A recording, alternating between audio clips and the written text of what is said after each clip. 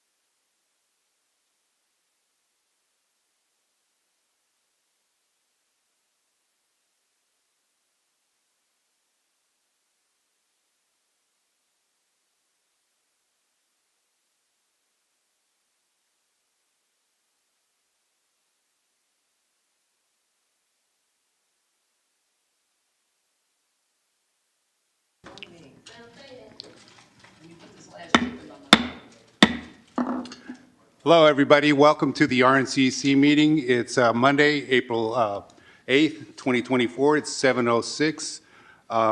Before we call to order, I'd like to let everybody know that this meeting is being recorded, and remember to be respectful of our speakers and questions. Please stay on topic.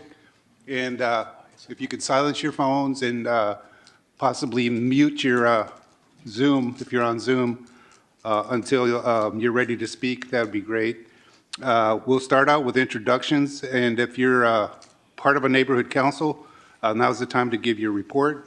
So I'd like to start off with Garland Ellis to my left. Hello, I'm Garland Ellis, President of the Richmond Annex. President of the Fairmead Hilltop Neighborhood Council and the chair of the RNCC. And last week, we had Michelle Milam, who gave us a great presentation. We had a great turnout. I'm also on the West County Wastewater, and if anybody gets a chance, please check out our website. We've got a great clean and green plan, 87 million. So, and also the Fairmead Hilltop neighborhood is proud to announce we're going to have a career fair on Saturday, May 18th from 10 to 2. So everybody's welcome. If you're an employer, you're welcome. And if you're an employee, prospective employee, you're welcome. So I'll pass it on to Jan, to my right. I'm Jan Mignoni. I'm the president of the North and East Neighborhood Council and the treasurer for the RNCC. I don't have a report because we didn't have a meeting last in March. Hopefully we will have one this month. Good evening, everyone. My name is Garetha Johnson, but my friends call me Rita. I'm the president of the Neighborhood Council for Parchester Village and director at large for the RNCC. And in Parchester, we're really gearing up for our mural painting, the 88 panels, and it's coming along. I think the Art Commission finalized the design, and so now we're just putting everything into work. So a flyer should be going out soon, and we'll be advertising, and I'm hoping to see all your faces come out and paint with us on those days. Thank you. Good evening. My name is Josephine Velasquez. I am president of the May Valley Neighborhood Council and corresponding secretary of the RNCC. We are having our dumpster day coming up, and we were supposed to be having elections coming up, but we're in the process of locating and then rewriting our bylaws. That's it. Thank you. Good evening, everyone. I am Lori Hart. I am the Parchester Village Neighborhood Council Secretary and Director at Large. As Ms. Johnson mentioned, we're gearing up for our panels. That'll be June and July. We expect everybody to come out. We're going to feed you, tell you jokes, do whatever we need to do to entertain you while you're painting. We're going to be painting all day, 2 shifts. So look forward to that. Stephanie will give you more information on that. Also, we had our hybrid meeting last month. Still having some problems technically with the hybrid. One area worked a little better and one area a little worse. So we're doing hybrid meetings every other month, but just still having a few difficulties. So look forward to seeing everyone in June and July. Thank you in advance. So before we get on to the introductions online, I'd like to have Stephanie Nye has volunteered graciously to run the mic around the room here for introductions. And again, if you're part of a neighborhood council and you have a report, now's the time to do it. So Stephanie, if you'd like to introduce yourself. And Hello, everyone. My name is Stephanie Nye with the Community Services Department, Recreation Division, and Public Works. And I am also the staff liaison to RNCC and tonight's mic runner. So I'm just going to pass it around. Hi, Rncc Ward, Senior Budget Analyst, City of Richmond, Finance Department. Mubin Carter, Deputy Director of Finance, Richmond. Nikki Mastay, Deputy City Manager of Internal Services. Ranjana Maharaj, Community Services, Recreation Division. Hope Littell, Finance Manager for Community Services Department. Antonio Banuelos, Accounting Manager, Finance Department, City of Richmond. Gavin Arredondo, Richmond Housing Authority.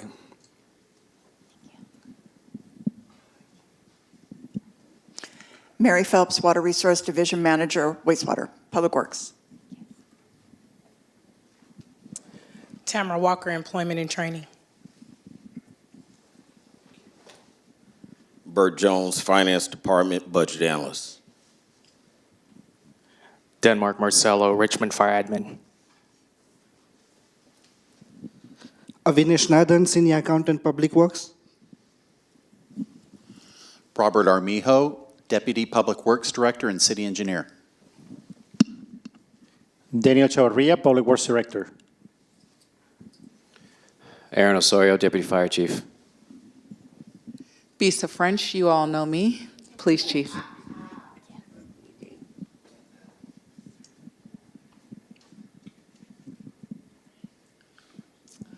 Hi, Suzanne Coffey. I am the treasurer for the Santa Fe Neighborhood Council. A brief report, we will be meeting in person at Bridge Storage the fourth Thursday of the month. That's the 25th of April.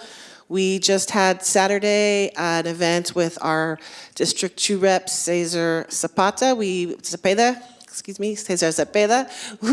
hosted a coffee information session, and we also got a presentation about the transportation program work that they're trying to put together for the Richmond Parkway. And that's it.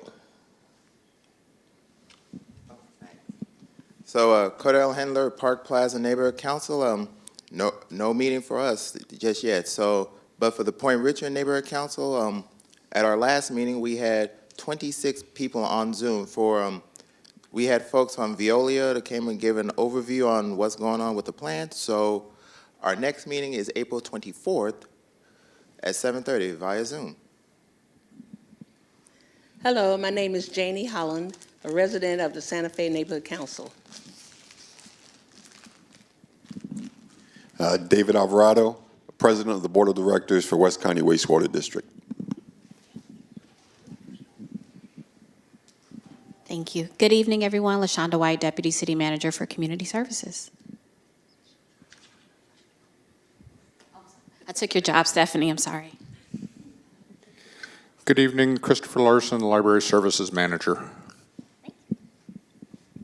That's it. That looks good. And so maybe we can start on introductions online.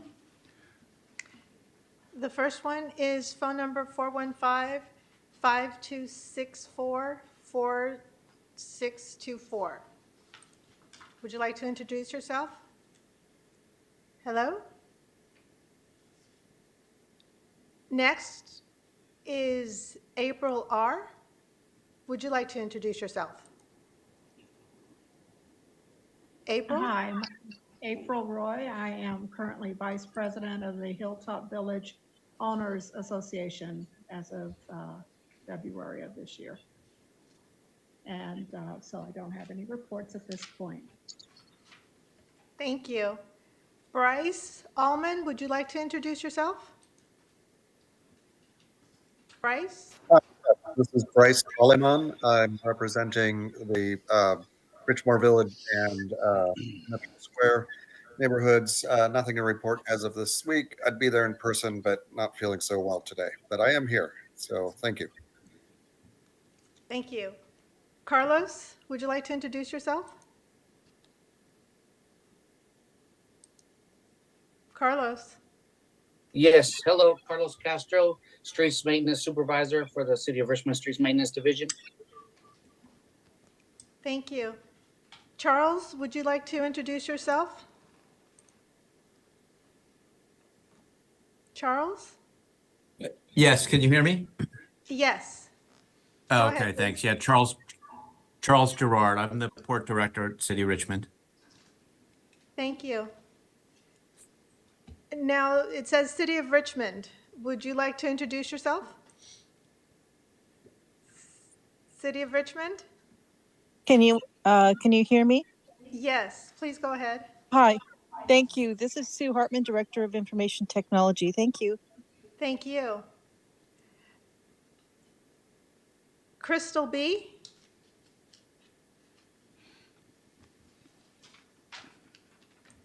Crystal B, would you like to introduce Hello? yourself? Yes. Okay. Go Are ahead. you, hi, I'm sorry. Yes, I'm Crystal Barton. I am the president of the Laurel Park Neighborhood Council. Nothing really to report out except for on Monday, the 15th, we'll have our quarterly meeting. Thank you. Cheryl Thank you. Taylor. Sharon Taylor, would you like to introduce yourself? Hello, thank you. Sharon Taylor, Human Resources Director, City of Richmond. Thank you. Eva Mann, would you like to introduce yourself? Eva? Yes, Eva Mann, Code Enforcement Manager. Thank you. Guadalupe, would you like to introduce yourself? Guadalupe? Hi, my name is Guadalupe Enyana, and I am a Richmond resident community member. I also volunteer a lot of time within the West Contra Costa Unified School District, and I sit on various committees. I'm also the chair of the Children and Youth Oversight Board for the City of Richmond. I wanted to come in today because I spoke last week about the abundance of smoke shops and how those shops are affecting our children and youth, and I wanted to make sure that it's on our neighborhood council radar and urge the support of the neighborhood councils to act for a stop and oversight for those new smoke shops. Thank you. Thank you. Howard, would you like to introduce yourself? Howard? From my El Sprante Hills, we're not a council yet, but I'm here just to kind of see how things are going. Thank you. Kate, would you like to introduce yourself? Hi, this is Kate Epler, Deputy Director for Community Services Library. Thank you. Maggie, would you like to introduce yourself? Maggie?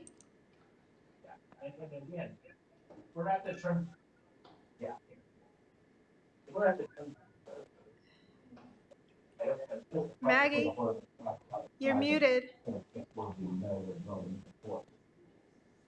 Maggie, you're muted. Would you like to introduce yourself?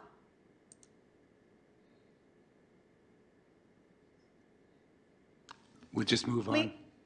Lena, would you like to introduce yourself? Hi, Lena Velasco, Director of Community Development. Thank you. Michelle, Milan, would you like to introduce yourself? Michelle? Yes, Michelle Milam, Crime Prevention Manager. It was a pleasure to speak with you all last month and glad to be here from the Richmond Police Department. Thank you. Nanette, would you like to introduce yourself? Nanette? Good afternoon. Good evening. Nanette Beecham, City of Richmond Economic Development Director. Thank you. Oscar, would you like to introduce yourself, please? Hi, good afternoon or good evening, everyone. My name is Oscar Garcia. I'm president of the Iron Triangle Neighborhood Council. So a couple things to report. We participated in the Richmond Rising Collaborative meeting that occurred, I believe, last week or the week before. I'm getting my weeks confused. And we're also monitoring something I wanted to raise to the RNCC is the plans on how the funds from the Chevron settlement will be distributed in the community. I think it's important that the neighborhood councils are active in that process and play an important role. So I wanted to bring that to your attention.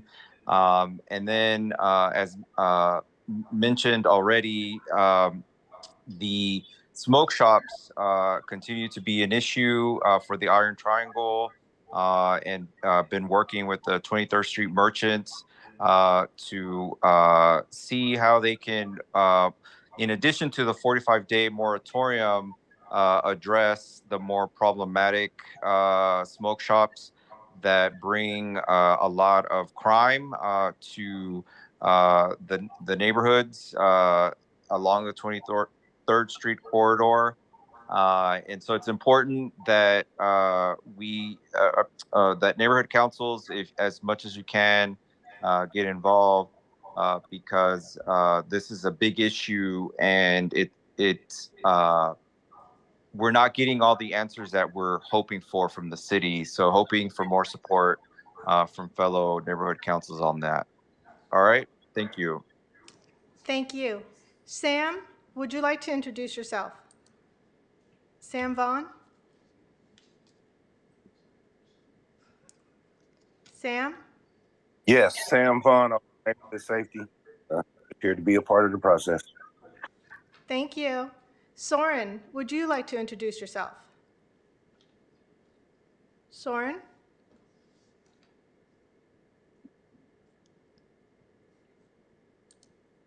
Stephen Linderman?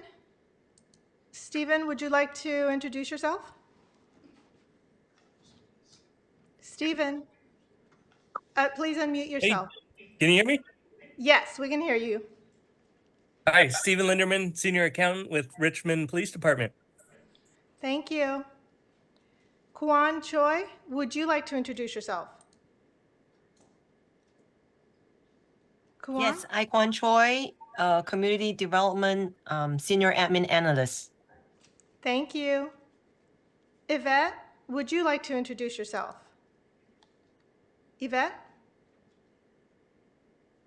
Please unmute yourself.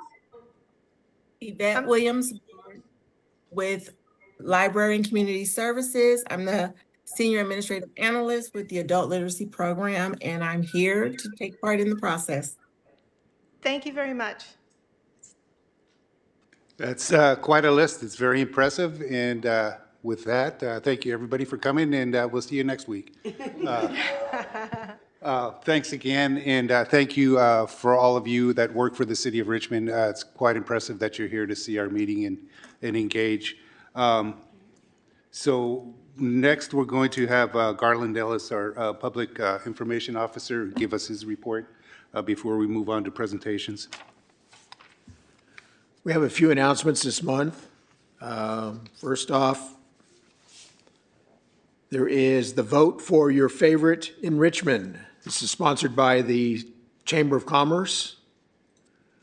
You can leave your information at www.rcoc.com/best-off-richmond-2024.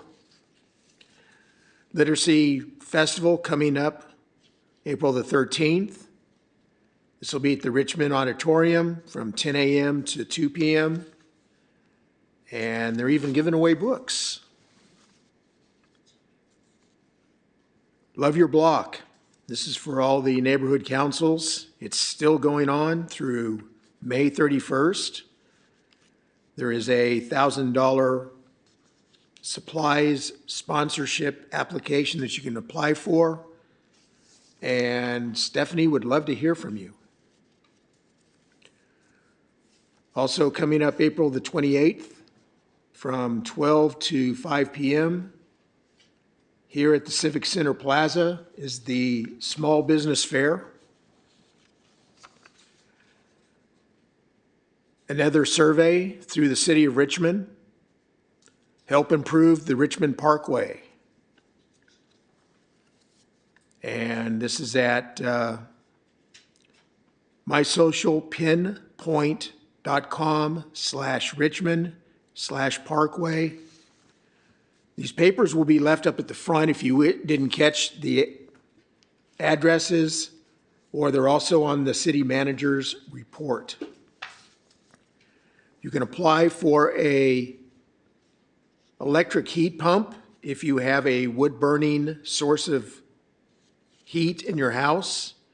This is through the Bay Area Air Quality Management District. And you can contact them at baaqmd.gov/woodsmoke grant. And last of all, April the 20th, from 10 to 1 p.m. at the Unity Community Plaza. That's at 1605 Ohio Avenue. Earth Day celebration, Richmond Rising kickoff. There's a whole lot of events that are occurring with the Recreation Department, which I can't list them all, as well as the library. But if you'll see Stephanie, she will put you on a mailing list. You can get something like this, and it lists all kinds of events that are coming up for your neighborhood, for the city, and I'm sure you'll find something there that you would enjoy. Thank you for your report. Next, we have the finances, where'd it go? Yeah, Finance Department, and they're going to talk about the city budget.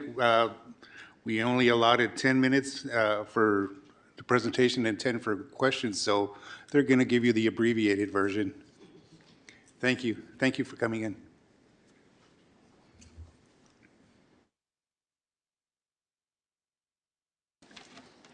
Good evening, Richmond Neighborhood Council. It is great to be here. Thank you for inviting us. We will give you our concise version of our budget that we presented to Council on the 5th of March. So for our second slide, please.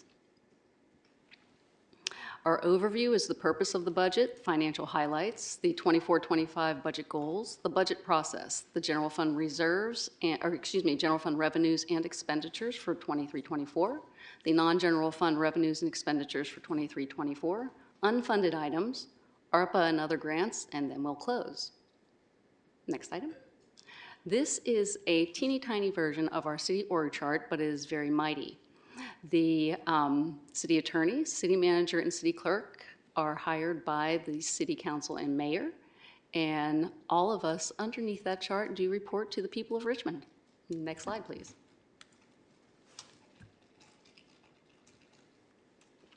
Okay, the purpose of the budget is 4 components: policy document, a financial plan, an operations guide, and a communication device. Next slide, please. Some of our financial highlights is we've improved our credit rating to an A2. We've increased our unassigned general fund balance and reserve to 21%. We adopted a balanced annual operating budget for fiscal year 23-24 and 22-23. The city currently has over $204 million in grants and with various agencies. We also have a pre-funding policy for our pension. OPEB 115 trust accounts for pre-funding. And we are under a state audit corrective action plan, which is in process. Next slide, please. We have a variety of accomplishments for this year so far. We have a balanced budget with 21% in reserves. We have capital projects moving along. The main library renovation is coming online, Booker T. Anderson, some street safety, historically low homicide rate. Businesses such as Moxion were recruited to the port to bring 1,100 new green-blue jobs to the community. We have our community crisis response program being launched. We secured an $8.6 million encampment resolution funding round 2 grant, and that is going to target encampments citywide and the Caltrans right-of-way, serving 749 youth by providing career development, occupational skills training, and paid work experience. We restored Saturday hours to the main library for a total of 46 service hours, which is greater than the pre-pandemic 40 hours. And we launched after-school homework help at all 3 library locations and 2 community centers in Richmond. Next slide, please. The budget goals for 24-25 is to have a structurally balanced budget, evaluate service levels, maintain our bond ratings, invest in the built environment and facilities, with an emphasis on fiscal sustainability. Next slide, please. Our budget process has started, and we have input from all departments. We reviewed all inputs and revisions made through a series of internal and public meetings. We have community feedback through engagement, and City Council makes the final decisions regarding budget allocations. Next slide, please. Okay, our budget development key dates. If you look 4th from the bottom, we are right now at community budget meetings, which are April 8th tonight, April 11th at 1 o'clock, and April 24th at 5:30.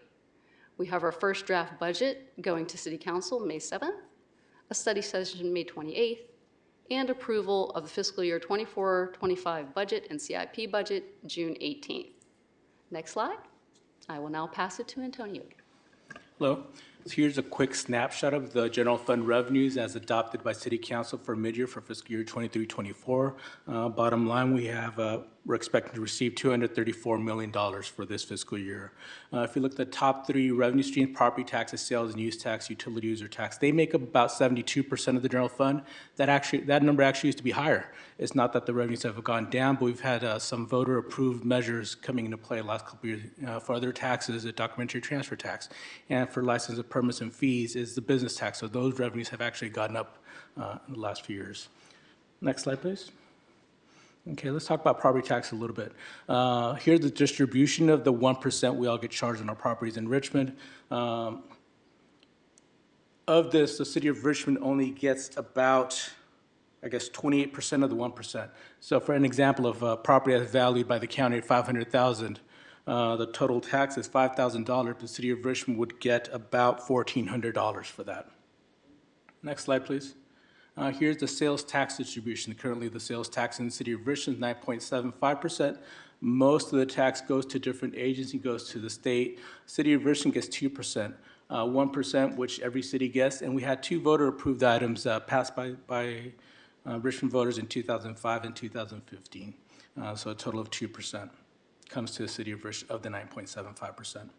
Next slide, please.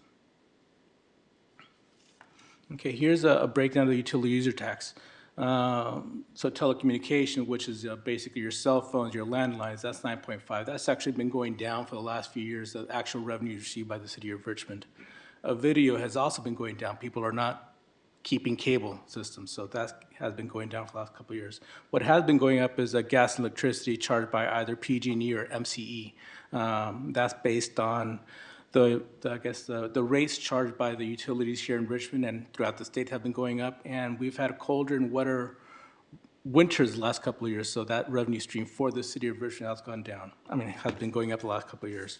The tax settlement of $4 million is actually paid by Chevron. It's been in place since around 2010. It was a total of $114 million, and we're nearing the end. So this revenue stream is going to go away completely. I think we have one more year after this year before it goes down to zero. The cap provision also paid by Chevron. This is based on a CPI that goes up based on energy services in the Bay Area. So that's gone up significantly in the last few years. Currently, Chevron is paying $33 million per year this fiscal year. It will go up a little bit next year also. And with that, I'll hand it over back to Mubin. All right, good evening. This slide actually shows how those general funds that are collected from the community are expended. 35% of those funds go into salaries and wages, and 27% into fringe benefits, 15% to professional services and other, 8% is cost pool, 2% utilities and debt services, less than 1%, and then transfers out to other funds and programs which are not general fund, gets those funds. All right, the same table with the general fund expenditures by the category of expenditures. You can see that the total expenditure budget at the mid-year was $245 million, and of that, $86 million is in salaries and wages, $66 million benefits, 21.487 million in professional and admin services, and 9.1 million in other operating, and utilities and equipment services are about $6 million, and cost pool is 21.6 million, and so on. And you see that the other operating transfers out is $29.8 million, which is transfers out to other programs and projects which are being tracked in other funds. This pie chart shows the expenditures and those revenues being expended by function. The overwhelming majority of the funds, about 49%, is spent on public safety. Then it's, which is police and fire. And then 15% is in public works, community services, and internal services programs are 7%, 3% is general government, economic development 1%, and community development 1%. And then there's non-departmental, which includes most of the, almost all of the transfers out to other funds and programs. This is a this is a comparison of the general fund revenues for 23-24, how it was adopted, the revenues were adopted versus the revised budget before the mid-year, and how what the budget looks like at the mid-year approved budget. It's just a visual comparison. This is the same visual comparison of the general fund expenditures. Each category had the budget as an original budget, then revised budget just before mid-year budget, and then the mid-year budget, how it's approved. So we can see that some of the categories were increased, and it also shows in one of the tables previously presented. This pie chart shows the total non-general fund revenues for 23-24 fiscal year. Overall total revenues are $313 million across all fund groups, and these these slices in the pie are basically the roll-up groups of each fund. Capital Improvement Fund is 26%. Then there's Special Revenue Funds, 28%. Other operations, 14%. And some of the all the other groups are actually laid out. These are the non-general fund expenditures for the current fiscal year. Total expenditures are $466 million budgeted. And again, the same categories as in the previous slide. Capital Improvement Funds is 26%, Debt Service 4%, Enterprise Funds 22%, and Special Revenue Funds 26%, and the other categories and the fund groups are listed as well. American Rescue Plan Act. This is issued by federal government in response to pandemic to compensate the local agencies and governments for the lost revenues due to the pandemic. City of Richmond was allocated with $27.7 million and has received all of the funds at this point. And the caveat or the condition by the U.S. Treasury Department is that these funds must be encumbered by December 31st, 2024, and also expended by December 31st, 2026. So there is a hard deadline on these funds to be expended. These are these are the projects that are currently appropriated with the ARPA funding. It adds up to $27.7 million. Most of these projects are in progress or about to be starting in progress. However, this list is sort of fluid. If a project that is not ready to encumber in time, the deadline by U.S. Treasury by December 31st, the city will have to pivot these funds to other projects which are more shovel-ready, just so the city doesn't have to return even a single penny from these funds. But the city and the council will be kept up to date about the development.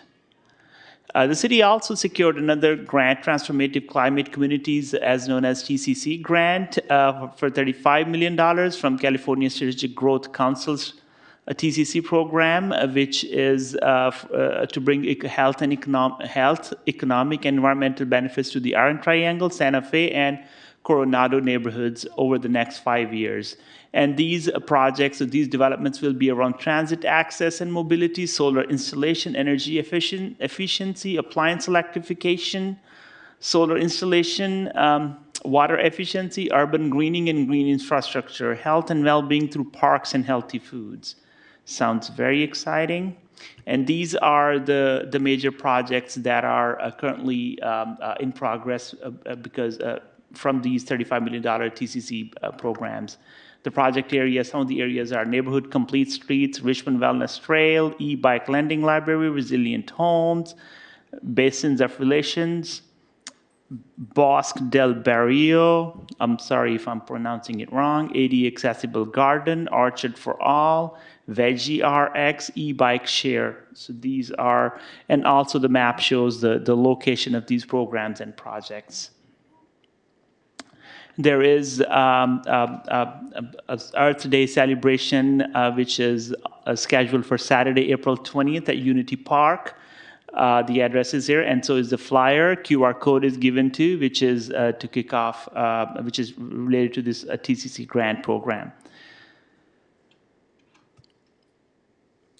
The City of Richmond also has ECIA, which is Environmental and Community Investment Agreement with Chevron, which started about 10 years ago, where Chevron agreed to invest $80 million in the city in the areas of like supporting local scholarship program to the local students, and also in projects related to greenhouse gas reduction in the city. So these are the areas where those $80 million are invested, which includes $35 million for scholarship programs, $6.2 million rooftop solar and energy retrofit, urban forestry $2 million, climate action plan $1 million, transportation transit programs $20 million, free internet $1 million, public safety programs $2 million, job training $6 million, and competitive grant program over $6 million. So these were the major grants that we wanted to highlight in today's presentation. And as we mentioned earlier in the presentation, that there are more additional community budget engagement presentations scheduled. These are the flyers. The next meeting will be on April 11th, 1 p.m., and following will be on April 24th, 5:30 p.m., and both of those presentations will also be translated in Spanish live, and those will be hybrid, in person and via Zoom, and a recording of one of those presentations will be made available to community for watching.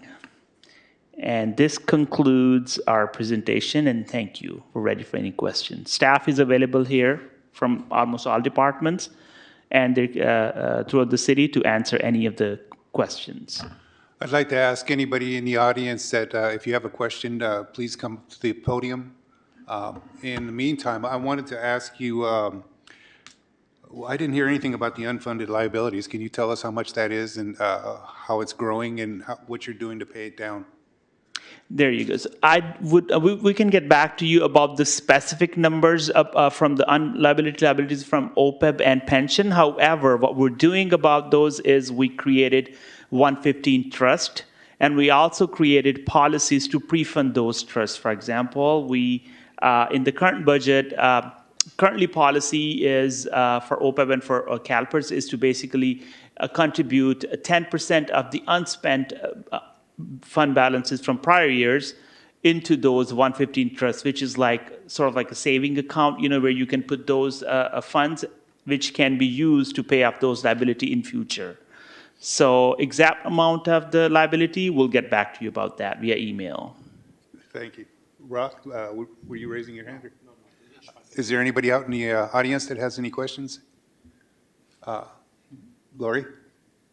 Hi, I have a question about the ARPA funds that have already been allocated. You said there were 27.74 million allocated, and it had to be spent by a specific time. Is there an alternative list for projects if you cannot start and complete before then?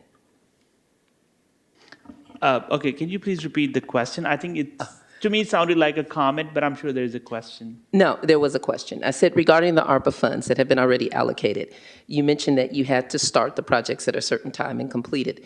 Is there a list of alternative projects if a project cannot be started so that the funds will be spent?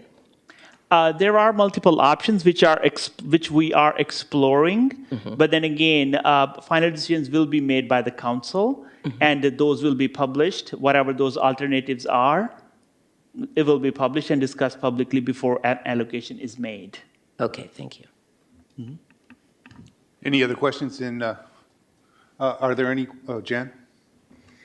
Yeah, I know the ECIA grants that we got from Chevron were over a 10-year period. How much time is left on that? As far as the funding receiving plan is concerned, we're concluding that. It's pretty close. I think it's this year is either last or the next. I don't know exactly how much that is. And in terms of the time limit on expending those funds is concerned, I'm not up to date. We can get back to you about that unless, there's another staff member who would like to contribute. So we have Lashanda, the Deputy City Manager. Good evening, LaShonda White, Deputy City Manager. I had a feeling a question was going to come up, so I have my spreadsheet up. But Mubin is correct. This is the last year we will receive funding. So of the $80 million, we've received $76 million. We'll receive $4 million in June of this year, so that'll be our last allocation or funding being received from Chevron. However, we have, including what's budgeted in the current year, we have about $32 million remaining that has not been spent or is encumbered right now. And so we have a few additional years to be able to spend that down, but it will depend on how council, city staff and council want to allocate the remaining funding. Thank you. You're welcome. Do we have any questions online? Really? Wow, you guys got off lucky. I do have one last question. Where can all this information be found? This presentation will be published on the web page, which is dedicated to community budget meetings. However, we can also email the copy of this presentation to you, to the group. Thank you. Any last questions, comments, or concerns? Hearing none, I want to thank you for your presentation. Perfect. Thank you. Very good. Thank you very much.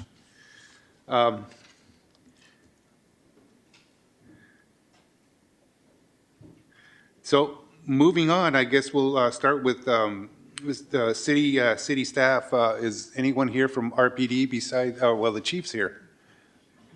There she is. Actually, yes, I'm here, Lieutenant Decius. That's okay. We have the chief. Hey, I will let her do it. No.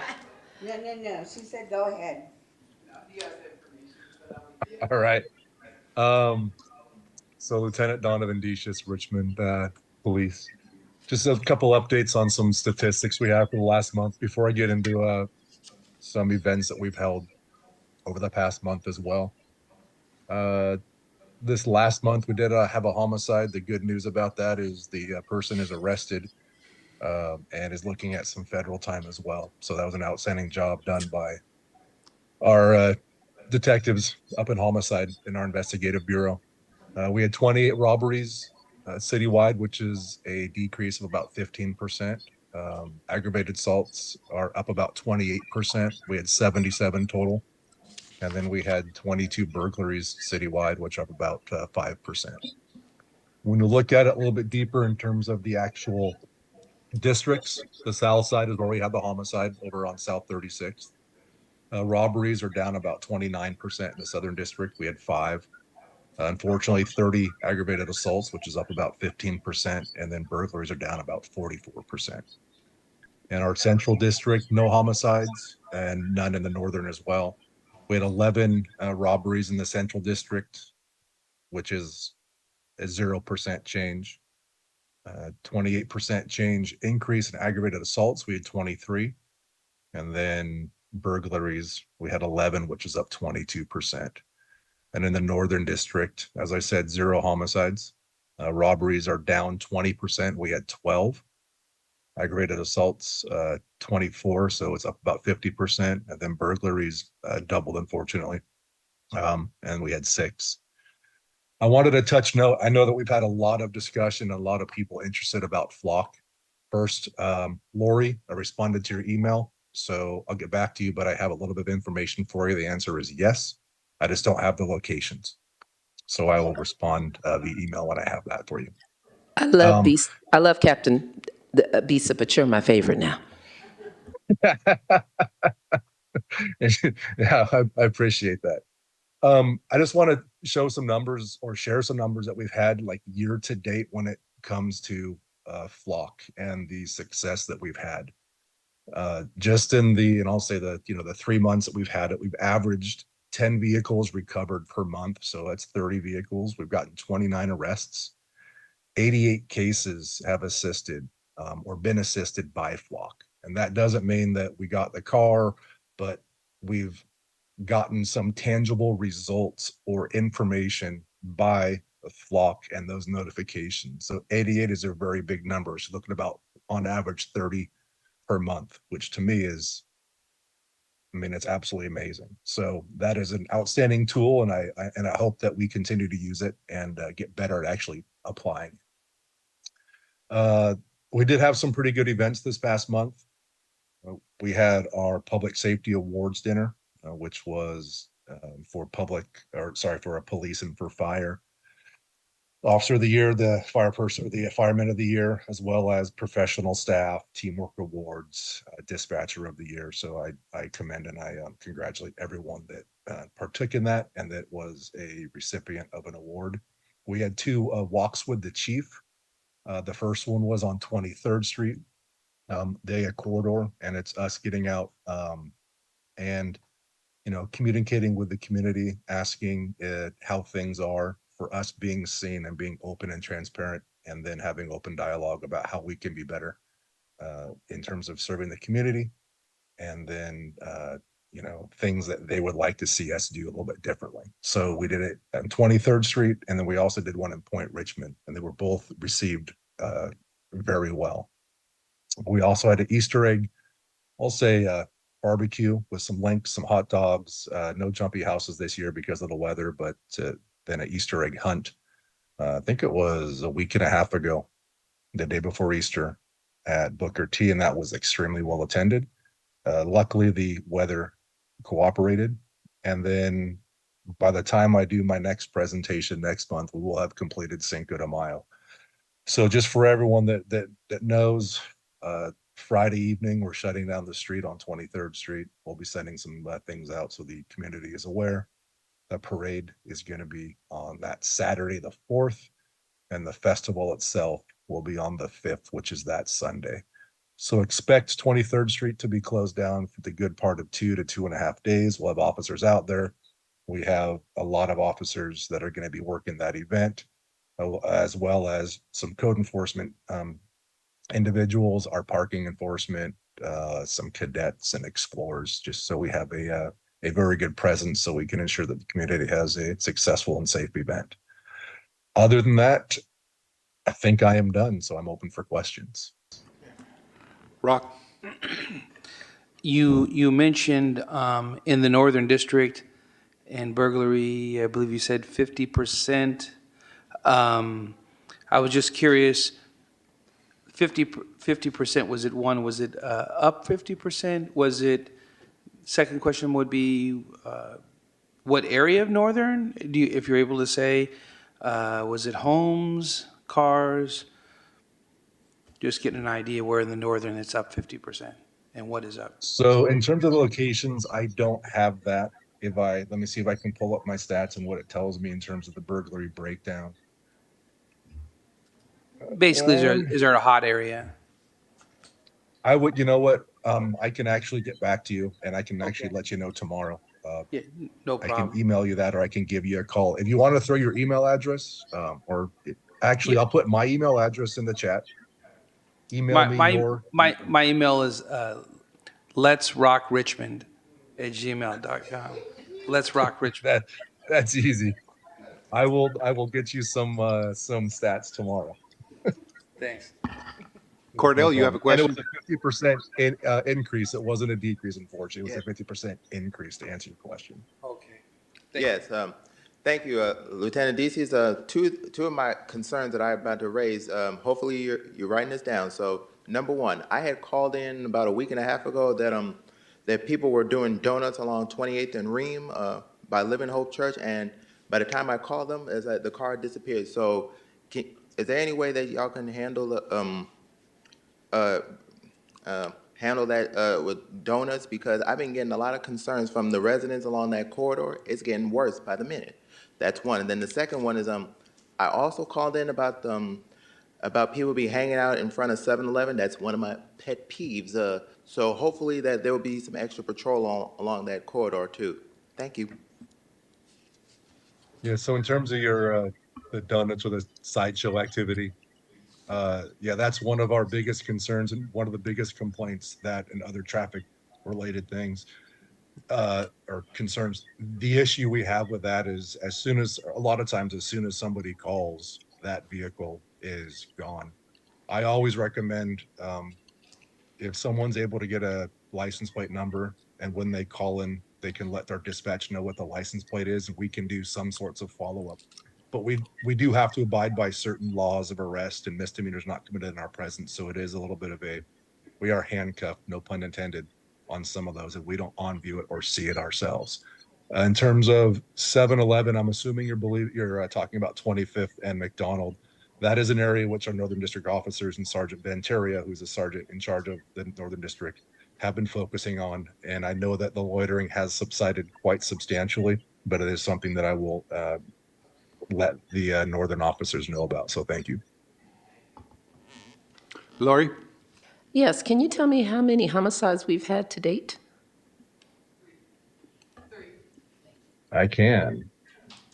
And let me just go back over here. I believe it is If it's more than three, we have a Three. problem. Just double Yes. checking. Trying to Yes. make sure we that's Yeah. right. Good to know. We get, you know. Actually, all three of them, we have named suspects for. Yeah. Two of them, we got arrested, one is still outstanding. Awesome. Where was the suspect found? Was that in the Hilltop homicide? Is that a I'm question sorry, for what me was- or the chiefs? Either one. What was your question? The homicide that you spoke about, you had a suspect in custody. Was that for the homicide in Northern District in Hilltop area, or where was that No, suspect? that was for the most recent one, which occurred on March 27th on South 36th. Okay. Okay. Just trying to keep these numbers down so Chief French can hit her target from last year. I don't know if there's any way of incorporating the shot spotter for like side shows, but also I really wanted to ask about putting license plate readers on street sweepers once we get the street sweeping program up to keep our people out of harm's way, because I've seen a lot of hostile interactions when we had our street sweeping program up and running. So if we can get license plate readers on the street sweepers themselves, it would alleviate that interaction. It's just a thought. But do we have any questions online? Jan? It's not really a question, it's a thank you. A big shout out to all the officers that came out and helped us at Wendell Park. We have a group that's part of the 23rd Task Force, and so we get some of the neighbors together and do a little cleanup around there because believe how dirty it gets there. And two, parking enforcement on 23rd Street. I drove by in front of the old Richmond Hospital today. There wasn't one car parked there. I am so impressed. Tell them thank you, thank you, thank you. I'm tired of the used car lot there. We dedicate, Go ahead, yeah, Chief. we've been dedicating at least one parking enforcement every day to 23rd Street for parking enforcement.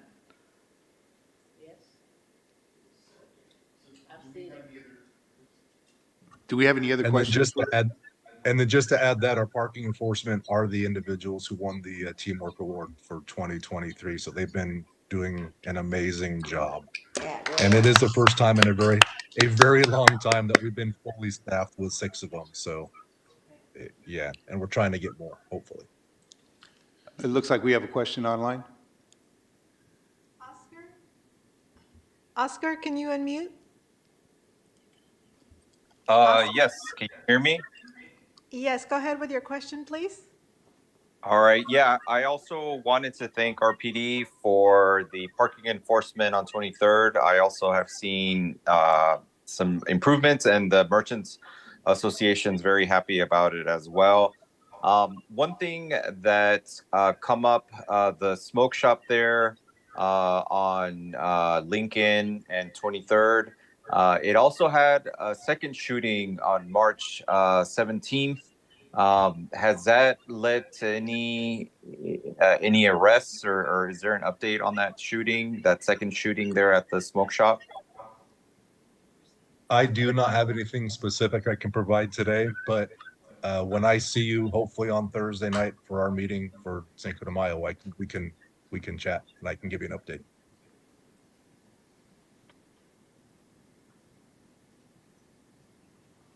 Any other questions? No? Well, Chief, if there's anything that you would like to comment on or make a plea for or anything, now's your chance. No, thank you for having us. Okay. Thank you, thank you. Thank you. Have a good night. You too. So, moving on to Richmond Fire Department. I see someone coming up.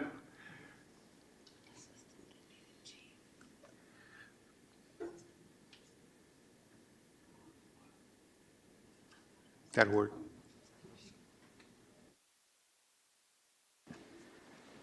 A lot of mics to pick from, so I just make sure I'm at the right one. Good evening, Aaron Osorio, Deputy Fire Chief for the Richmond Fire Department. I'll just highlight some of the things we're working on right now in the fire department. First and foremost, a lot of our efforts going towards our fire academy. We're coming into the final stage, final month of the academy. It's a joint academy with the El Cerrito Fire Department. There's a total of 12 recruits in that academy. 9 of those are going to be City of Richmond firefighters. It still doesn't get us 100% staffed, but it gets us very close, which is going to help with operations. They are set to graduate May the 3rd from the academy. We're moving forward with our joint training consortium plan with the Berkeley Fire Department, El Cerrito Fire Department, and Albany Fire Department, utilizing the Richmond Training Center on Cutting.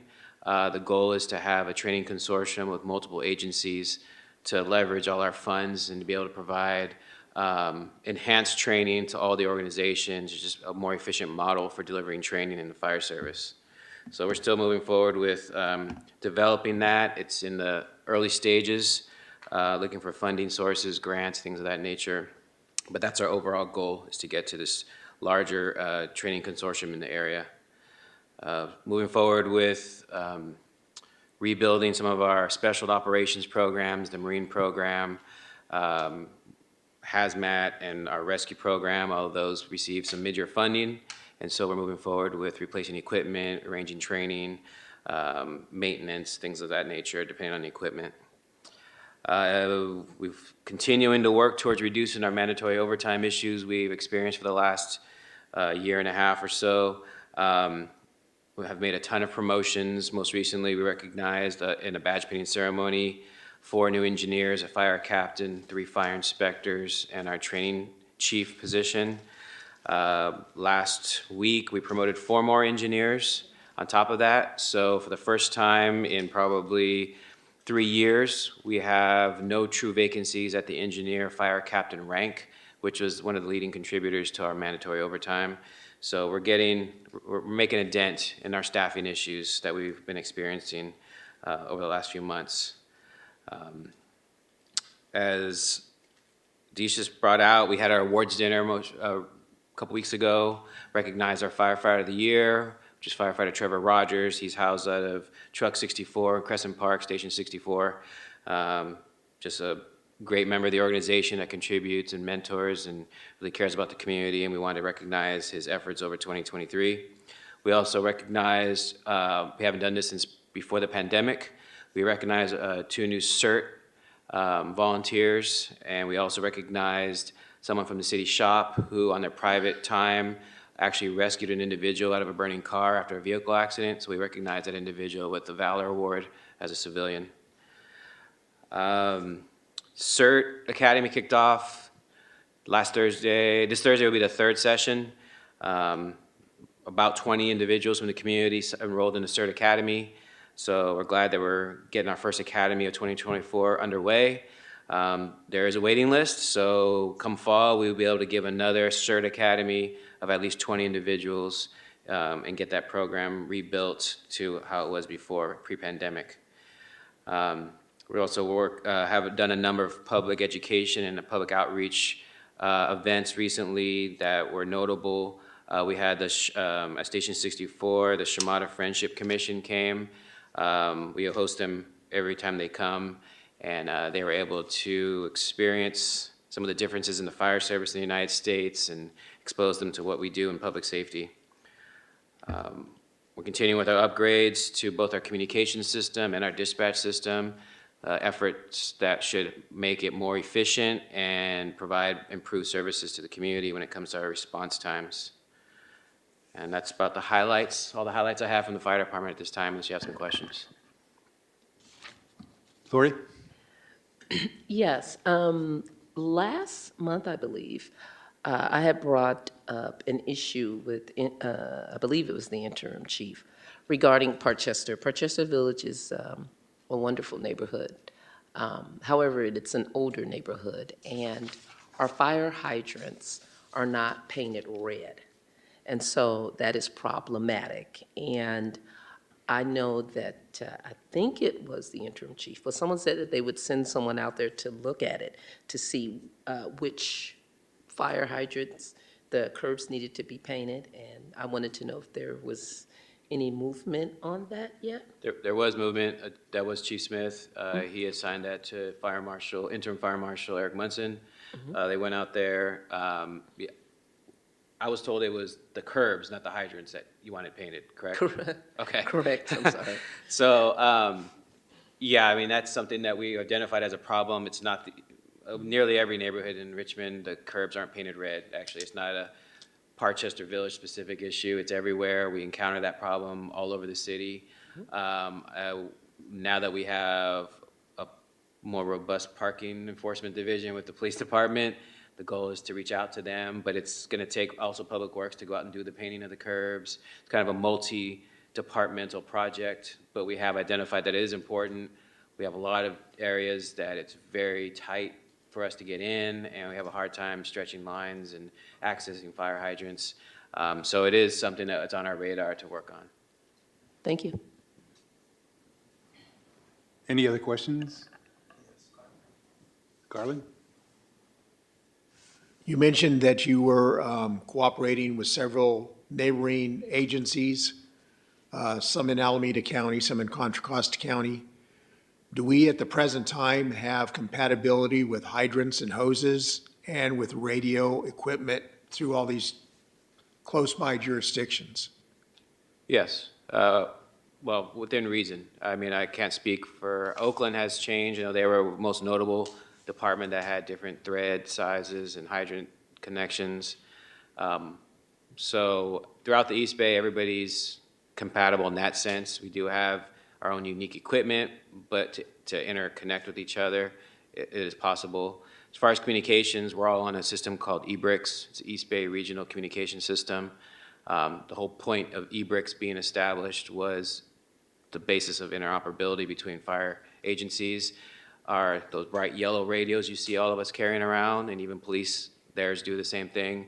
It's on an 800 megahertz system, and it allows us, if we need to have channels that we can communicate with each other on.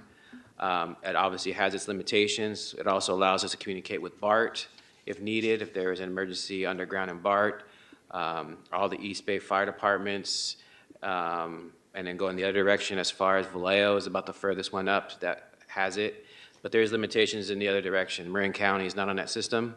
We can communicate with them, but it's much different. It's not as easy. But as far as this side of the bridge and along the county line and all the East Bay jurisdictions, we do have that capability. Good. I've got a couple questions. I'm sorry, who had, Josephine? April on Zoom. April, would you like to ask your question? Please unmute yourself. April? Okay, I figured out how to unmute. Thank you so much for all your help with the fire department. I live in Hilltop Village, and now that I'm back on the board, there have been a lot of homeowners that have started to complain about all the structures being built on the slopes that are county property below our homes. I actually live on the side where the last two fires were pretty huge. April, right? There's a lot of background noise. Oh, I'm sorry. Can you hear me okay? There's still thumping. Huh. I'm not sure what it is. Let's see. Let's try this. How's that? Did you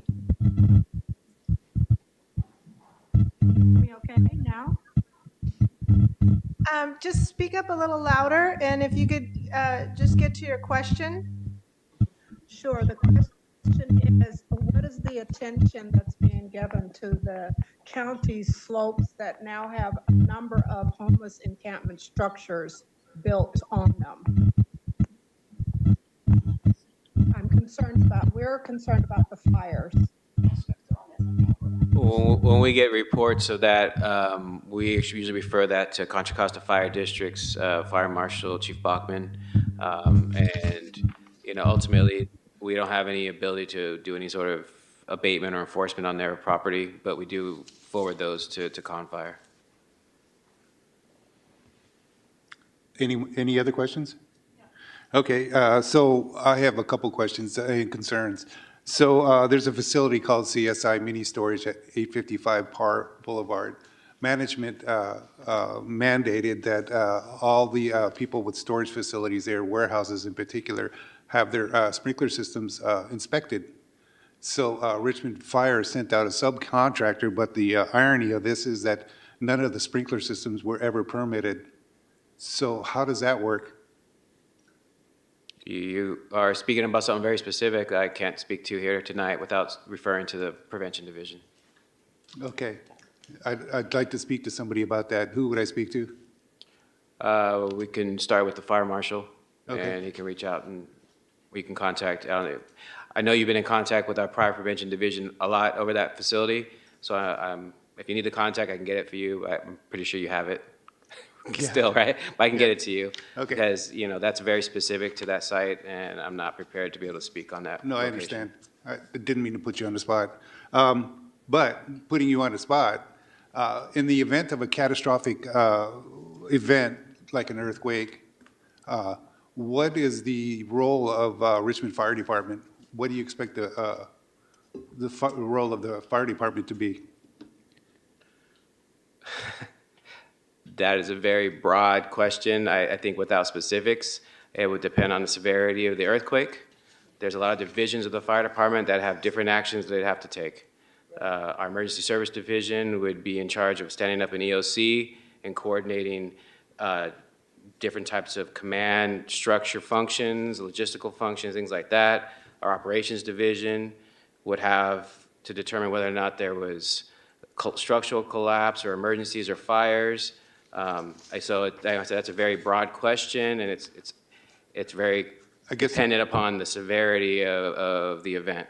I guess the question is there a coordinated effort to try and figure it out, just in case there is an earthquake, with the city and fire department and police department? Well, that's the purpose of us having an emergency operations plan. So some of these things are activated based on the need. I mean, that's why our command structure is the way it is.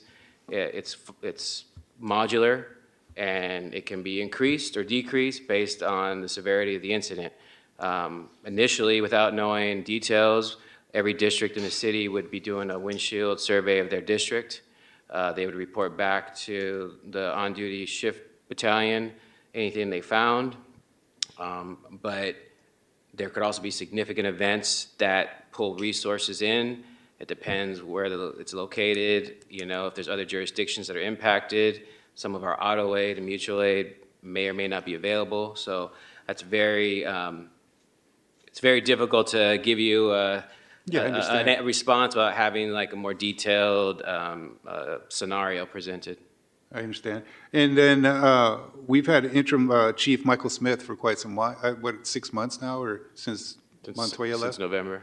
Yeah, and I was just curious, is there an active search or are we going to make him permanent chief, or? No, he's not going to be permanent chief. He's a retired annuitant, so you'd have to follow up with the HR department handling recruitment. The fire department is not handling that recruitment. Okay, all right. But I do know the recruitment is still open. Okay, thank you. Are there any other questions, or? No? Well, thank you. Thank you very much. Have a good night. Okay, next we have the mayor's office. I saw LaShonda. She was behind the column there. Is LaShonda in? No, she wouldn't be for the mayor's office. Oh, I'm sorry. That's right. There's no one here from the mayor's office then? Okay, I guess we'll move on to city manager's office. Samantha? evening, everybody. This is Samantha Carr, Environmental Manager. Also joining me this evening is Nanette Beecham, Director of Economic Development. So I'll start it off and then I'll pass it over to Nanette. So a couple of updates is that there's going to be a wonderful and beautiful Earth Day celebration on Saturday, April 20th at Unity Park. We definitely encourage everybody to come join in the celebration and volunteer with us. Additionally, everybody mark your calendars for Bike to Wherever Day on Thursday, May 16th. There's going to be 5 Energizer stations located in Richmond, one at the Richmond BART station, one at the Richmond Ferry, one by Grocery Outlet, another at Unity Park, and then the 5th one's going to be in Point Richmond. Additionally, and last item before I turn it over to Nanette, is that BACMed recently released a grant program for residents to transition away from wood stoves and I believe also wood fireplaces and transition to electric heat pumps. So the program's called Clean HEET, HEET. I can provide more information on that to Rncc, but wanted to note that that program has recently been made available and applications I believe are due around May 16th or 15th. And with that, I will pass it over to Nanette.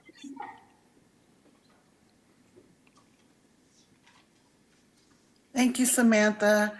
I just have a few announcements from Economic Development. We have a number of divisions under our department, including the Richmond Housing Authority, Economic Development Business. You just heard from Samantha. We also have Arts and Culture, and what am I leaving out? The Port. So we have a couple of opportunities coming up. One for Richmond Housing Authority.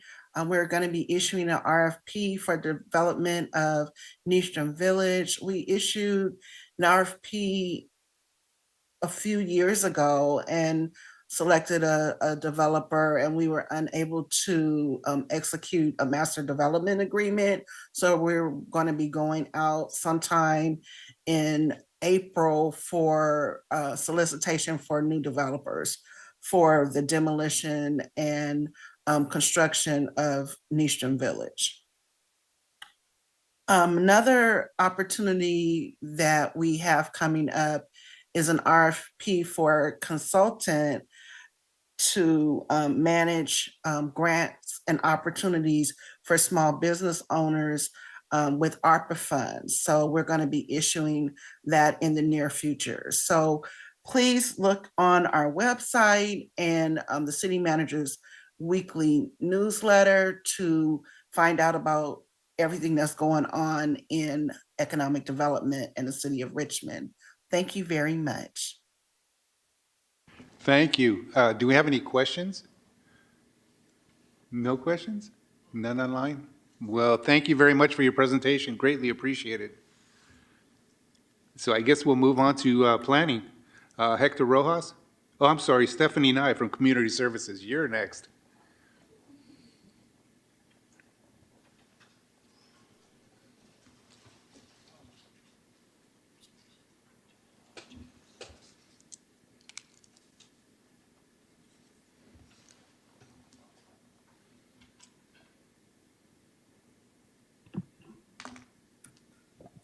Hello. Okay. Good evening, everyone. This is Stephanie Nye, Community Services, Recreation Division, and Public Works, here to give you some updates. First, I just want to start with my typical reminders that neighborhood councils have access to our community centers for their regular meetings. Just contact our registration office to reserve our community centers. And you also have one free annual event every year. So just a reminder to use those perks.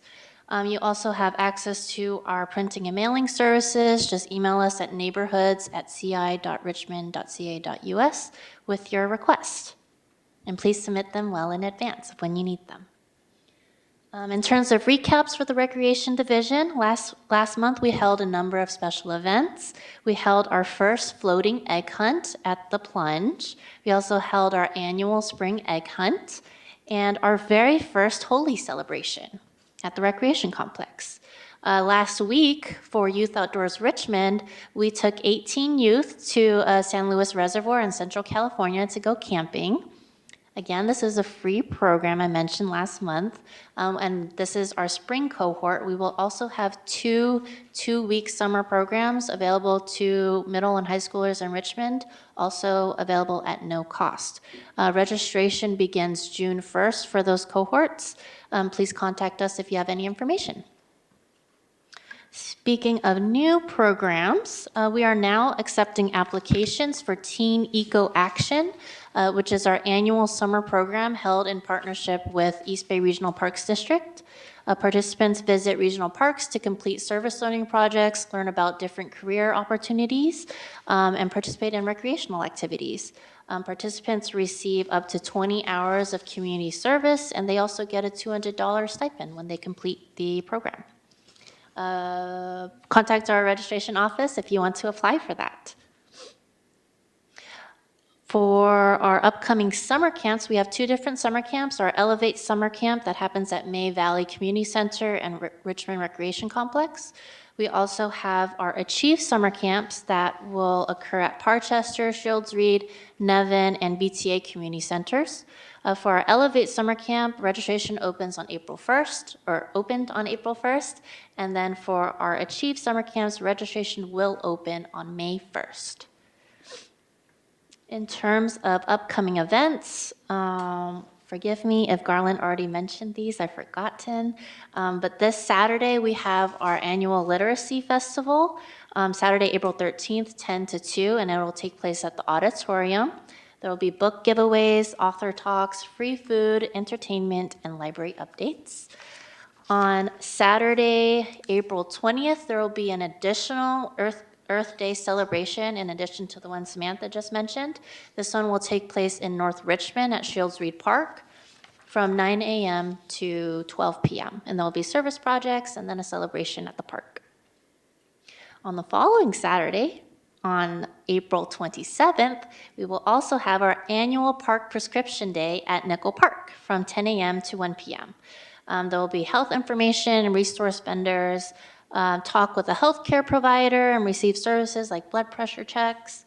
We'll have a lot of physical activities available, Zumba, soccer, volleyball, obstacle courses. We'll have a gardening workshop where you can learn how to grow white sage, and also an herbal remedy workshop where you can make your own jar of sugar scrub and bring it home with you.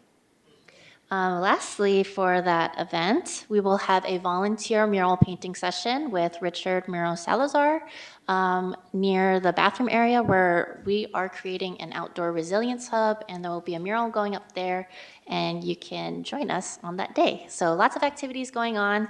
Oh, and we'll feed you, of course, on April 27th for Park Prescription Day.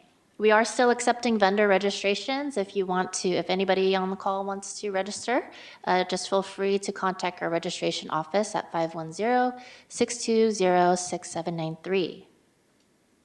We also have our 40th annual Senior Information and Health Fair on Wednesday, May 22nd from 10 to 1 at the auditorium.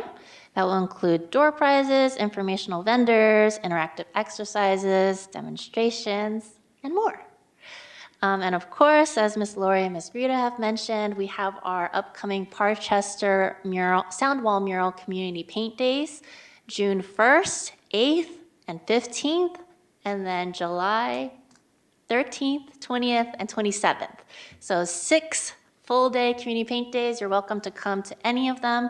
Shifts are from 9 to 12 or 1 to 4, and we'll feed volunteers as well. We'll have t-shirts to give away. It'll be a lot of fun. This will be arguably one of the largest volunteer-based mural projects in Richmond, so come be a part of history. And contact us if you have any questions. The flyer hasn't gone out just yet, but for now, just save the date. And I also want to mention our executive board was informed of this. But for everybody else, the city of Richmond was awarded the Neighbor to Neighbor grant from the governor's office in the amount of $750,000.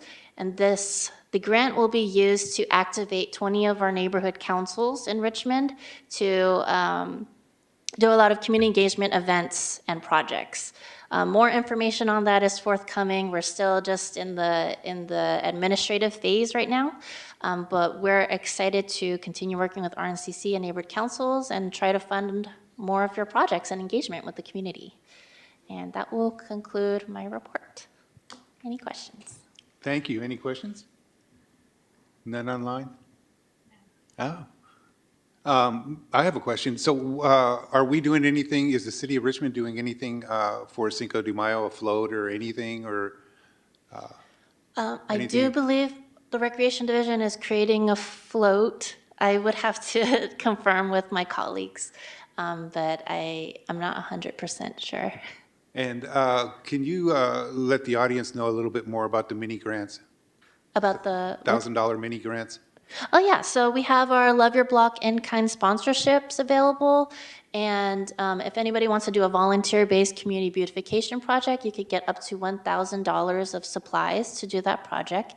You know, if you need like trash pickers, trash bags, gloves, snacks for your volunteers, this is a perfect opportunity, especially if you don't currently have a 501c3 status. So it's good for grassroots efforts. And then our $10,000 mini grants, that cycle has concluded. It'll be back next winter. Thank you. Any more questions or comments? Well, thank you for your presentation, as always. Thank you. And I forgot to mention, sorry.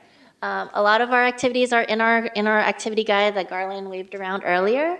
But I have a couple more if you want to come visit at my spot over there. And this is also available, physical copies are available at the registration office, 3230 McDonald Avenue. And this is available digitally online. So, yeah, thank you. Thank you. Next up, we have Hector Rojas from Planning. Is Hector here or anyone from Planning?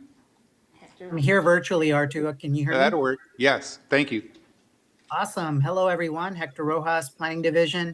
Actually, for our presentation, I'd like to cede our 5 minutes to Beatriz Guerrero. She's the coordinator for our Transformative Climate Communities Grant, and she's here to tell you more about the grant program and the activities that her and her are putting together for Richmond.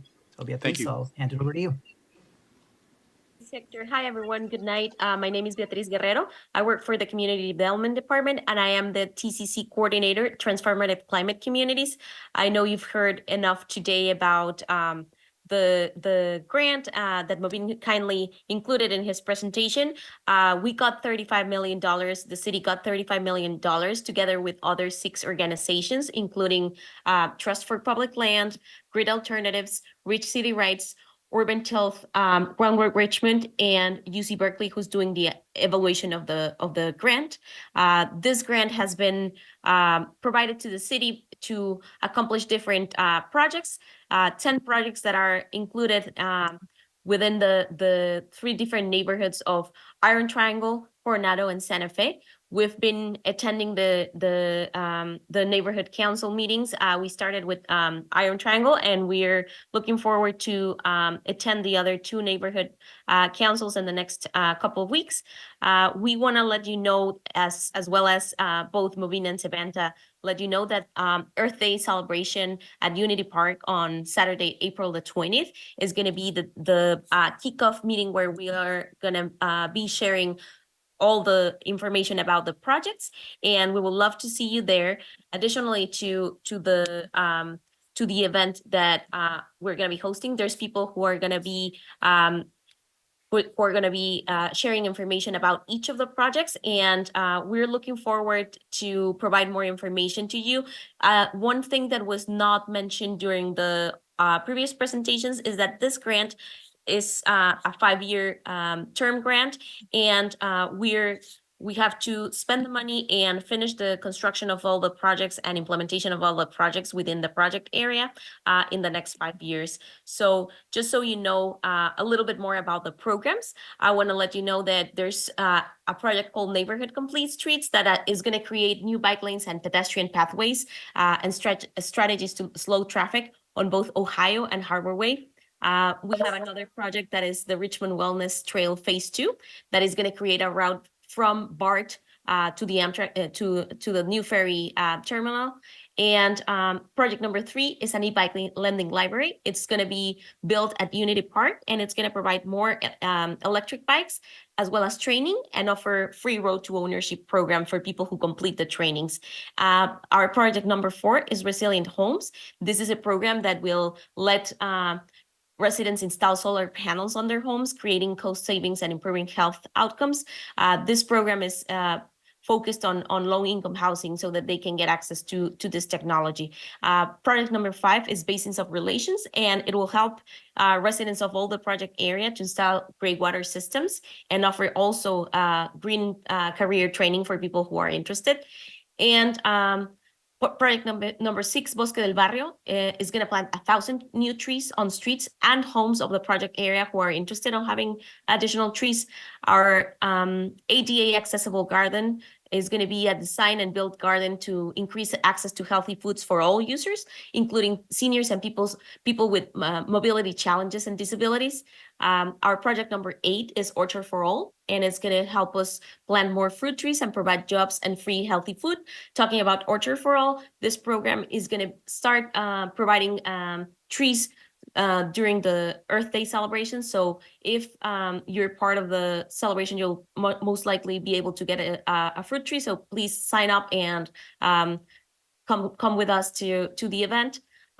Project number 9 is called BGRX, and this is a program that will prescribe fresh produce as preventative and restorative medicine and offer classes and workshops as well as events for people to cook recipes with healthy food. And last but not least, we have an e-bike share program that the city will be using to expand our current e-bike shares program, adding 70 bikes across 5 access points within the project area, and will offer free memberships to the people who live in the project area. Just so you know, we have different plans that the city will be establishing to complete this projects, and we will have a community engagement plan that will include youth fellows and a community stakeholder committee. We will have a displacement avoidance plan that is currently being implemented by the planning department as well as the environmental manager and the city manager's office. And we will have also a workforce development economic opportunity plan that is currently implemented by our city work and training team, and we will have also an indicator tracking plan that is going to be implemented by the UC Berkeley system. And just so you know, our event is going to be happening at Unity Park, April 20th, 10 a.m. to 12 p.m. for all the events and volunteering. And if you want to know more about the program, the Richmond kickoff, the ceremony is going to happen from 12 to 1. We're going to have people from the state coming, as well as all our community partners and the mayor present in this event. So please join us. And here's the flyers. If you want to scan to get registered, we would love to have you there. We also want to let you know that all the people who live in the project area should have received a postcard with the information about the event, as well as all the links for our website in Richmond Rising, ca.org. And we will be there waiting for you. So just one additional piece of information is we have a collaborative stakeholder committee meeting that happens every Wednesday at Nevin Community Center from 6 to 8 p.m. And part of the objective of this collaborative stakeholder committee is to make recommendations and provide input to help the project leads to implement the projects that we are going to be providing to the community. And even though this committee doesn't have a final decision-making authority, we are going to take into account all the considerations that community members and members of the committee provide to the project leads. We are going to open 3 to 6 spaces for the collaborative stakeholder meeting to be occupied by residents of the community or business owners. And this will provide a stipend for monthly participation, which is $50 per meeting. And we will love to get your help to spread the word once we start putting out the information about the seats that we will have for community members. So thanks so much for your time. And if you have any questions, please reach out to tcc@ci.richmond.ca.us. Thanks, everyone. Thank you. Any questions, Lori? Clarification. So you put up Richmond Rising programs. Is that exclusive just to the 3 neighborhoods? Is that part of the $35 million grant? Is this separate? I'm a little bit confused. Yeah, sorry about that if it was confusing. So the TCC grant is a grant that was provided by the state to specifically those 3 neighborhoods that are called the project area. The reason that this works with selected neighborhoods is because they're considered neighborhoods that are overburdened by pollution more than any other area within the city. And that's why the majority of these projects are going to be focused in this area. That doesn't mean that a lot of these other the programs that we talked about do not can't operate in other areas. However, they're now being focused on those particular neighborhoods, the 3 that I mentioned before. Okay. Any other questions? How about Hector? Are you still there?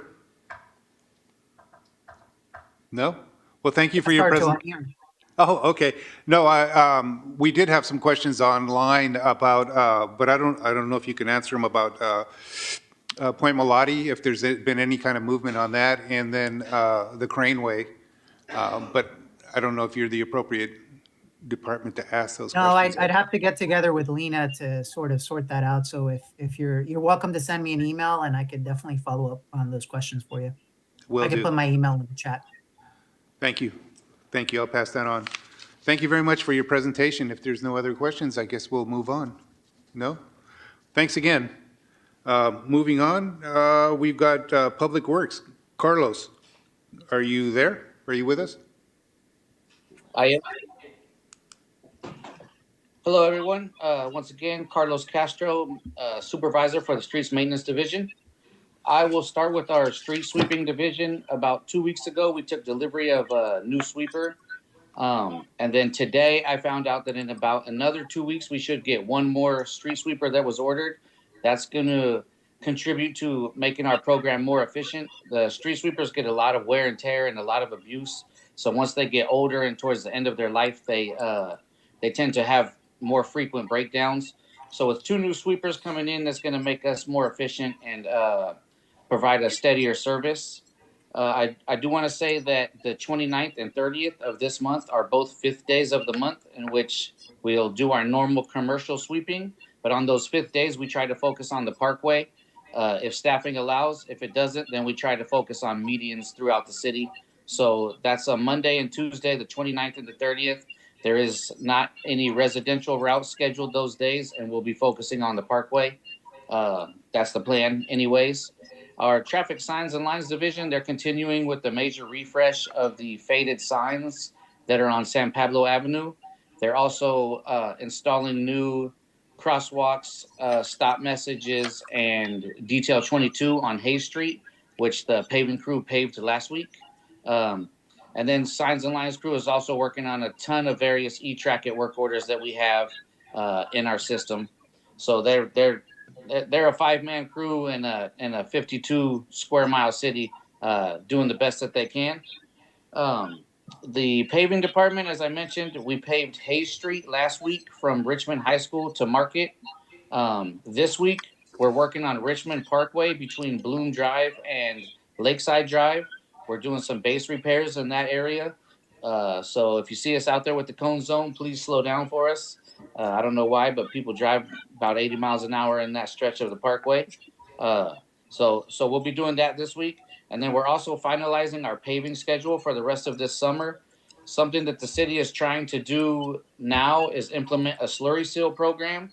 So we're having a lot of coordination meetings internally so that we're getting more bang for our buck. We want to slurry seal streets before they get bad. It's going to extend the life by a lot. And then we're still going to be paving streets also. That's what I have that's new. I do want to touch on a couple things from our last couple meetings. I looked at Lincoln between 24th and 26th, and unfortunately, those patches, those are a finished product. Those are spot repairs that Veolia or maybe a different contractor does. And those are a finished product. They won't be paving down the center of the street. The 20 feet at crosswalks of red paint, that's something that the city is looking into how to implement because although it is a law, we have to get the word out because once we paint these curbs red and people start getting tickets, they're going to need to know. So the 20 feet of red paint at crosswalks and at curb returns is another thing that we're having internal discussions on how to implement. We got some potholes on Collins and Williams. And then I did want to mention also that I misspoke when a couple months ago when I said that we're not going to be replacing the street name signs on San Pablo Ave that technically isn't city limits. We are going to replace any faded street name signs there, any stop signs, and any of the Welcome to Richmond signs. So that's a fairly large project that our sign shop is undertaking. I think that's all the updates that I have, and I'm open for questions. Any questions? Rock? I just want to mention that you're mentioning that the crosswalks over in the general area where I live, I know that there's flyers going out right now, and the folks are really working at petitioning for and plan on coming to do open forum about the crosswalks in the area between San Pablo on Solano Avenue, between San Pablo and where you get on the freeway there. Specifically there, the different streets that go across. There is a lot more younger families, a lot more walking going on, which is good. We got a lot of people that are walking. So I wanted to mention that I don't know if you've heard anything about that, but that specific part of San Pablo, and that I guess a couple years ago unfortunately somebody was hit and killed, and a couple months ago there was an accident. So look for people to come to, because I know you'll be doing the roads. So I just wanted to inform you ahead that folks are going to be communicating more about crosswalks on Solano between San Pablo and Highway 80. Okay. They're most likely working with the engineering division if they're going to change anything to try to make them like a high visibility crosswalk. So Yeah. I'll be on the lookout for that. That's all. Just wanted, yeah, exactly. Thank you for all your work. Any other questions? No questions? I've got a couple myself. One of them is that someone contacted me and said that it's really dangerous around Grant School, around 24th and Gaynor and 24th and Garvin, that the streets crossing lines need to be repainted. And they were asking what could possibly be done, because a lot of the parents are walking their kids into class, and the cars are whizzing by, and you can hardly see the crossing signs. Crossing paint.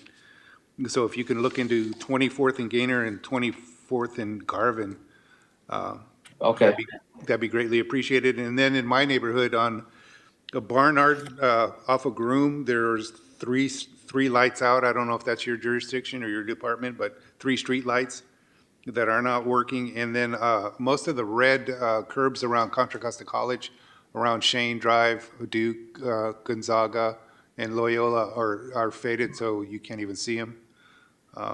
If that's possible to address. And then obviously most of the signs in my neighborhood need to be replaced as street sweeping signs before anybody can ticket anyone. Right. The street lights, where did you say the street lights were at again? They're saying it's on Bernard. Oh, is there street lights on Bernard? That's the electrical division, but I will pass that word on to them though. Okay. But the red curbs, that's my division. Okay. And then I don't know if you want us to start getting information on the street sweeping signs that are faded or not even legible, but there's a ton of them in our neighborhood. I'm sure there's a ton of them in the city. I got a ton of them, but Yeah. I'm gonna wait till then. Yeah, there's a ton of them, especially the ones facing south. Anything facing south fades so fast. I am not opposed to anybody helping with the list that, you know, gives me specific addresses. Otherwise, we just go up there and try to replace what we see. Right now, we only have one guy that makes all the signs for the city. And like I said, we're on San Pablo Ave. That's over 100 signs, and he's very busy. So we're gonna be slow on the street sweeping replacements. Just so everybody knows, I want to be transparent about that because of all the other work that we're doing. But like I said, I'm not opposed. If you have addresses, it makes it easier for us. And again, like I mentioned earlier to the chief, that it would be helpful if the street sweepers themselves had license plate readers on there that can generate the tickets rather than putting officers in harm's way. Because I've seen people come out of my neighborhood with guns, and it's not cool. So Yeah. it'd be nice if we didn't have to have that interaction. So any other questions? Well, thank you, Carlos. We thank you for everything you do, being the boots on the ground. Have a good night. You too. And then we're moving on to old business, and I see as old business, we're going to be working on some new policies for the RNCC and neighbor. So we need to get up to speed, get up to 2024. Some of our policies are out of date and need to be revised. So, and then moving on to new business, I guess we're looking for volunteers to attend festivals and other events like dumpster days. So I don't know where we can have people contact. They can email me. Okay, well, you want to make a pitch? Sure, I'll make a pitch. We do, like we're doing, we're gonna be at Park RX. Hopefully we're, I don't know if we're gonna be at Cinco de Mayo or Juneteenth, but we try to be. But, you know, I can only do so much and the rest of us can only do so much and some people are gone. But we are looking for volunteers to do dumpster days because now we have neighborhoods who basically say they can't get anybody to help, and they've got 4 or 5 locations, which is crazy, but that's what it is. So they can just email me at Rncc, richmondca@gmail.com, and just let me know, you know, if they're available, you know, if there's a weekend. Dumpster days are always on Saturdays between 8 and 12, so if you can come out for 2 hours, that's helpful, that's for sure. That's all I have. Okay, well, I want to thank everybody. Oh, Cordell, you have something you want to add? So as I mentioned last month, I did have a couple of suggestions that I'm bringing forward to the board for consideration for the next agenda. So as you heard online, we had Charles Gerard thinking about having him come to a future meeting so he can introduce himself to you all and figure out what his vision is for the port, because we're trying, this port generates money, so that's one option. And then the other option was having Ms. Tanya to come speak to you all, to talk to you all about her nonprofit organization for, because I met her at the Juneteenth celebration last year, and I said that that I think, well, I'm bringing forward an idea to have her come for a future meeting to tell us more about the organization regarding mental health, advocacy, and all that stuff. So I think I forwarded to you, Ardo, a couple months back. So hopefully the board will consider inviting her to come to a future meeting. Ms. Tanya. Thank you. Got a couple more?